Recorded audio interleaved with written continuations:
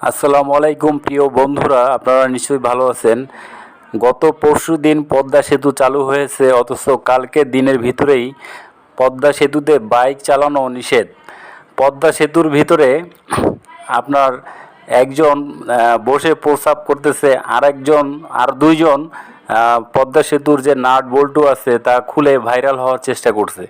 তো এই সমস্ত কুকীর্তির কারণে এবং কি আরও কিছু মহিলারা আছে সেখানে আপনারা দেখছেন যে টিকটক নাচানাচি শুরু করছে। তো সেইখানে যদি এরকম পরিস্থিতি তৈরি হয়, সেই কারণে আমাদের বাইকগুলো এখন পদ্মা সেতুতে পার হতে পারবে না।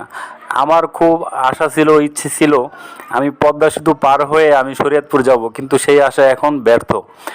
এই ব্যর্থতা কাদের জন্য? আমরা যারা বাইকারদের জন্য।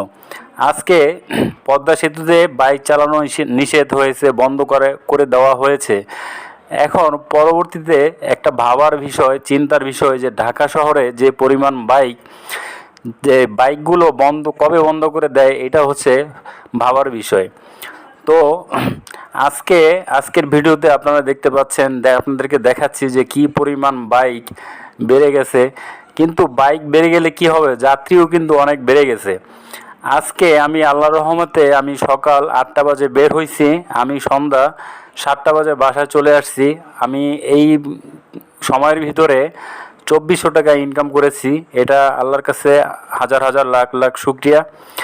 এবং আপনারা যারা নতুন বাইকার, তারা অন্তত যাত্রীদের কাছ থেকে বেশি ভাড়া আদায় করবেন না।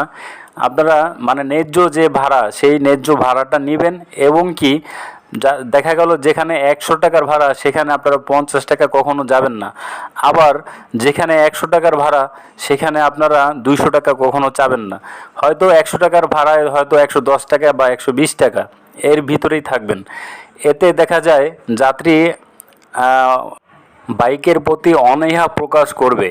আমরা যারা বাইক রাইড শেয়ার করি, আমরা যাত্রীদের গন্তব্যস্থলে পৌঁছে দেই, আমরা কিন্তু একটা ফ্রিল্যান্সিং করি। এটার নাম হচ্ছে ফ্রিল্যান্সিং, রাইড শেয়ারিং।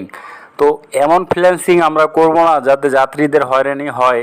হ্যাঁ, আমরা সবাই সাবধানতা অবলম্বন করব। তো বন্ধুরা, এই ছিল আমার আজকের ভিডিও। সবাই দোয়া করবেন আমার জন্য, ভালো থাকবেন। সবাইকে আসসালামু আলাইকুম।